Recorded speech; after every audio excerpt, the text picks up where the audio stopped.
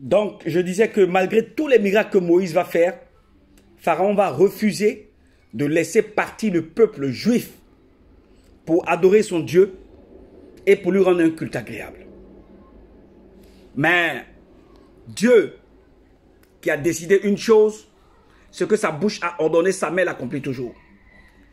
Et pour mettre Pharaon devant les faits accomplis, il va tuer tous les premiers-nés d'Égypte pour montrer que, effectivement, à part lui, il n'y a point d'autre Dieu.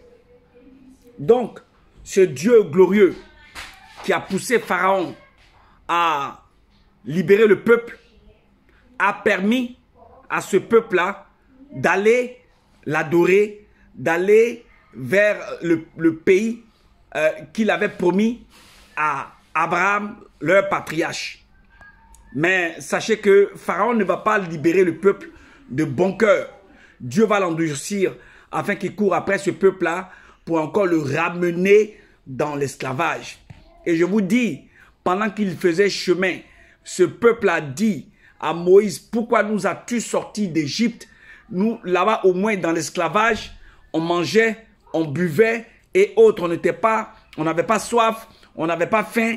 C'est pour vous dire que même l'esclave même, qui est opprimé, ne veut même pas être libéré. Voilà. Parce qu'il s'est dit que ce qu'il a de son maître qui l'opprime là est mieux que la liberté, parce que la liberté c'est toujours enclin à des sacrifices.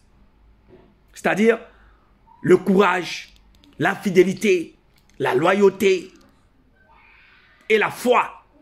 Parce que vous devez croire que votre libérateur est tout-puissant, est le Dieu tout-puissant, créateur du ciel et de la terre, et que rien ne peut l'arrêter.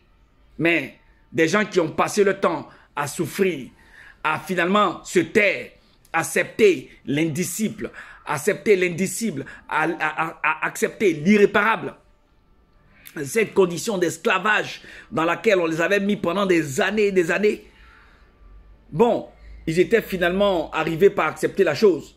Donc, il était difficile pour eux de croire que quelqu'un allait les libérer, tellement Pharaon était fort. La gloire de Pharaon avait retenti ou retentissait dans le monde entier. Donc, imaginez quelqu'un comme ça, qui a des réseaux, qui a des amis, qui a des affiliations partout, qui est au sommet de son art et de son apogée, qui peut penser qu'il peut être libéré? Personne. Mais c'est par la foi, c'est par la force de la conviction, c'est par l'espérance, au-delà de toute espérance, et c'est par la conviction que ce que Dieu promet, sa main l'accomplit. Ce que sa bouche annonce, sa main l'accomplit toujours. Et donc, Moïse était là avec eux, et Dieu va les libérer, il va les sauver des oppresseurs, en faisant mourir tous les soldats de Pharaon, Pharaon et tous ses soldats, en les engloutissant dans la mer. Donc voilà déjà le premier acte. Ce deuxième acte, c'est que quand ils sont arrivés dans le désert en train de marcher, sachez une chose, c'est qu'ils ont eu faim, ils ont eu soif. Mais ces gens-là, pendant 40 années, n'ont pas mangé du pain qui a été fait par l'homme. Dieu les nourrissait du ciel et les cailles tombaient également du ciel. Donc, ils ont mangé la manne, c'est-à-dire des pains de proposition, pendant tout leur séjour dans le désert. Et ils ont mangé de la caille qui tombait également du ciel. Mais vous savez, l'homme, Dieu nous montre ici qu'il est difficile de croire. Il est difficile de croire en la libération.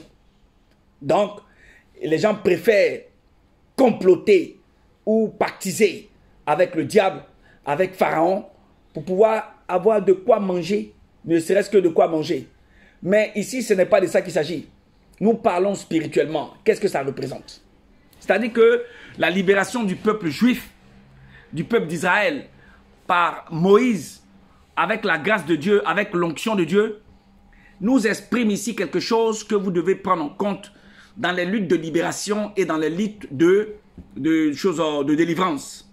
C'est-à-dire que vous devez être armé de foi. Tous ceux qui n'ont pas la foi ne peuvent pas aller au bout parce que c'est parsemé pardon, c'est parsemé de beaucoup de difficultés, beaucoup d'épreuves. Il y a beaucoup qui trahissent le combat, il y a beaucoup même qui tombent, il y a beaucoup qui abandonnent parce que devant, c'est par la foi seulement qu'on peut voir les choses arriver. Sinon, par les yeux, on pense que c'est quelque chose d'impossible. Une armée puissante, solide, qui est vraiment... Voilà, c'est comme quand Moïse a fini d'accompagner le peuple et que Dieu lui a dit qu'il s'arrêtait ici, sa marche s'arrêtait ici, Josué a continué avec le peuple et c'est Josué qui a donné Canaan au peuple. Mais ce n'était pas évident, puisque les peuples des géants, les fils de Anak, attendaient. Ils devaient combattre contre eux. Ensuite, les 7 nations qui étaient dans Canaan se sont eux tous mis ensemble pour attendre le peuple Israël afin qu'elle ne rentre pas dans la promesse que Dieu lui a faite. Donc, vous imaginez, c'est difficile. Un peuple qui veut se lever, qui veut être délivré, qui veut rentrer dans la paix avec Dieu, qui veut avoir la paix, doit marcher dans la foi. Parce que ce n'est pas évident. Il y a même tout concours à dissuader.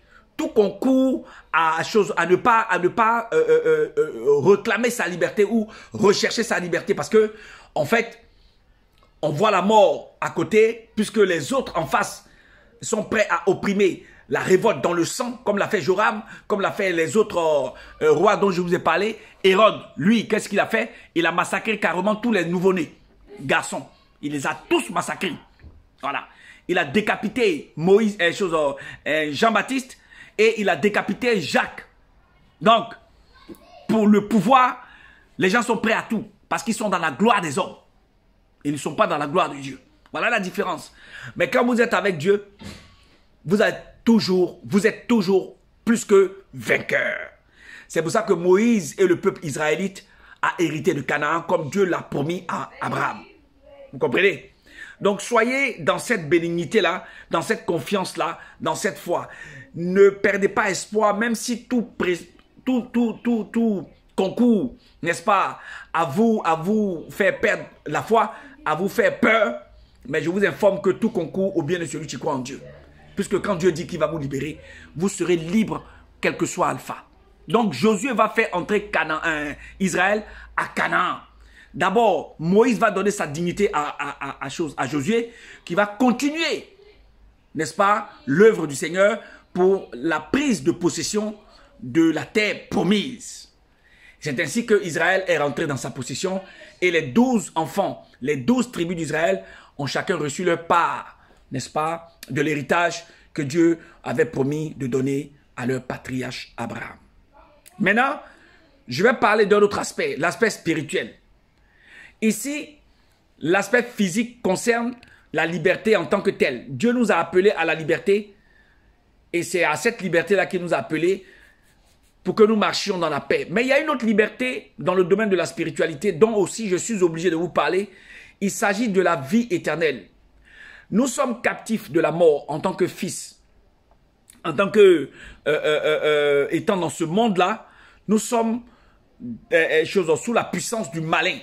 Comme le dit le livre dans l'évangile, 1 Jean 5, verset 19, nous sommes sous la puissance du malin de Satan, à qui le monde a été confié pour un peu de temps, jusqu'à ce que le Christ revienne, pour libérer son peuple, pour qu'on règne 1000 ans avec lui et qu'on soit dans l'éternité.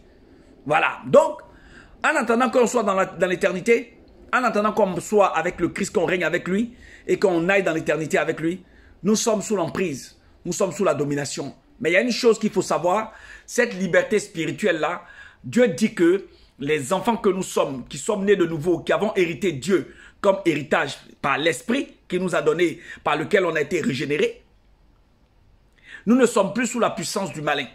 Comme dit l'apôtre Jean, dans le livre de 1 Jean 2, verset 13. Que nous ne sommes plus sous la puissance du malin. Petits enfants, vous avez vaincu le malin à cause du sang de l'agneau qui est sur notre vie. Cette aspersion-là, qui est la nouvelle alliance que nous avons faite avec lui, par laquelle nous sommes revenus de la mort à la vie. Donc, c'est cet aspect-là spirituel qu'il faut comprendre, que tous ceux qui sont en Christ sont devenus une nouvelle créature, toutes les choses passées sont anciennes. Voilà. Et nous sommes maintenant devenus lumière et le sel de la terre. En tant que lumière et sel de la terre, tous nous sommes là pour briller, pour éclairer le monde, pour apporter la vérité au monde, afin que les enfants ne soient plus dans la crainte, ne soient plus, puisque nous avons été délivrés de la mort, pour passer à la vie éternelle, à la lumière de Dieu. Nous ne sommes plus sous l'emprise du diable. Nous sommes dans la gloire de Dieu. Nous sommes fils de Dieu, fils de lumière. Et c'est pour ça que c'est à ça que Dieu nous a appelés, à la liberté que Dieu nous a appelés. Nous ne sommes plus sous l'emprise. Le diable ne nous condamne plus, le diable ne parle plus contre nous, car le sang de l'agneau nous justifie. Nous avons l'esprit, nous avons reçu l'esprit de Dieu, l'Esprit Saint, et donc nous appartenons totalement à Dieu. Vous comprenez? Donc, cette libération spirituelle vient de ce que vous allez passer de la mort pour venir à la vie éternelle. Vous allez passer des ténèbres pour la lumière. Vous allez passer de la souffrance pour être dans la bénédiction de Dieu. Et c'est de ça que Christ est venu nous parler. C'est l'autre libérateur que Dieu nous a envoyé, mais il nous libère de l'emprise du diable dans le domaine spirituel. Puisqu'on dit que nous n'avons pas à lutter contre les choses de la terre, mais c'est contre les esprits méchants que nous avons à lutter. Nous sommes devenus esprits que Dieu nous a donnés. Donc, nous sommes des saints désormais, parce que nous avons reçu l'Esprit de Dieu qui est saint. Voilà pourquoi on nous appelle saints. Non pas que nous avons obtenu ça par nous-mêmes, par notre propre force, mais parce que Dieu nous a donné son esprit par lequel nous marchons aujourd'hui et nous sommes devenus enfants de la maison de Dieu. Voilà ce qui est important. Donc, que ce soit les magiciens, les sorciers, les marabouts, toutes les incantations que les gens peuvent faire ne peuvent pas vous toucher. Donc, ayez foi en ça pour avancer dans la paix et que vous puissiez vous dire que si Dieu vous a libéré, plus personne ne peut vous prendre en esclavage. Je voudrais que vous preniez ça comme une parole d'évangile, car c'est l'évangile de Jésus-Christ qui nous a libérés des ténèbres pour nous faire passer à la vie, qui nous a donné cette nouvelle naissance. Nous sommes nés d'esprit, nous sommes nés d'eau et nous sommes nés de sang. Donc nous sommes tout simplement fils de Dieu, plus que vainqueurs, parce que ni la mort, ni les souffrances, ni la nudité, ni quoi que ce soit ne peut nous arracher de notre Dieu créateur qui nous a appelés avant la fondation du monde à être des enfants de son amour, pour que nous marchions dans sa bénédicté, dans sa bénignité, dans son amour et dans la paix. Parce que rien ne peut nous arracher de la main de Dieu, puisqu'il nous a aimés avant même que nous soyons manifestés sur cette terre-là. C'est avant la fondation du monde que nous avons été aimés de Dieu et que nous sommes aujourd'hui libres. Libres parce qu'aucun esprit méchant ne peut nous soumettre, puisque Jésus-Christ a soumis toutes les dominations, les autels, les autorités qui étaient là dans les esprits, qui étaient là dans le lieu céleste, et il les a soumis à qui? À ces enfants que nous sommes aujourd'hui, parce que nous sommes devenus l'église de Dieu, nous sommes le corps du Christ, et nous marchons dans la paix et dans la foi en Jésus-Christ. Et personne ne peut nous vaincre, parce que nous avons cette force-là, et c'est par son esprit que Dieu nous donne cette victoire, par son sang à la croix qu'il a versé pour nous. Il a réuni les deux peuples en un seul peuple nouveau, et nous sommes dans la paix de Dieu. Je voudrais vous amener à comprendre ces paroles qui sont fortes et puissantes que Dieu nous donne pour que vous soyez dans la paix, dans l'amour et dans la foi. Je vous bénis dans le nom puissant de Jésus-Christ. Amen.